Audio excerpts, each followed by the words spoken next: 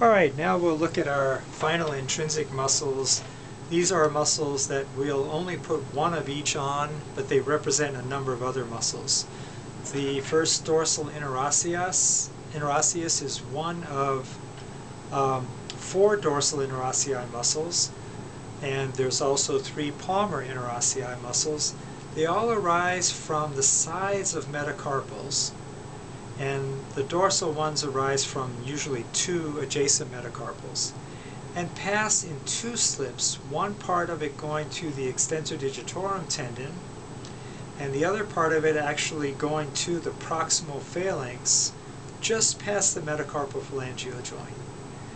These interossei muscles, even the dorsal ones, mostly arise more from the palm than from the back of the hand.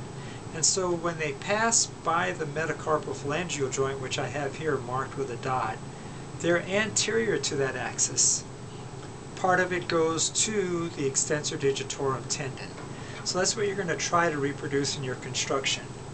Coming from the metacarpals, part of it going, it really passes anterior mostly to the metacarpal phalangeal joint, and then to the extensor digitorum tendon.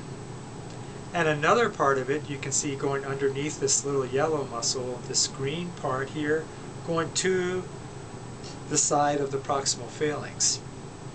The part that goes to the extensor digitorum tendon helps to balance the pull of that tendon so that it doesn't create a claw, but instead has a flexion effect on the MCP and an extension effect on the eyepiece to give a straight extension. The part that goes to the actual proximal phalanx, so that one's going from bone to bone, is responsible for either abduction, which in this case would be true of the index finger, or adduction in the case of the palmar interossei. Then another muscle that we see the end of right here is the lumbrical.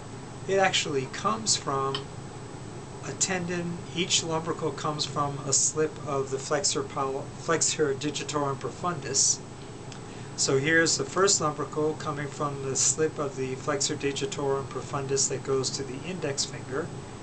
That lumbrical arises from the tendon in the palm, sweeps around the radial side of each finger, and in doing that again is passing anterior to the metacarpal phalangeal joint, so serves to flex that joint, and then inserting right here into the extensor digitorum tendon, just like the interosseus.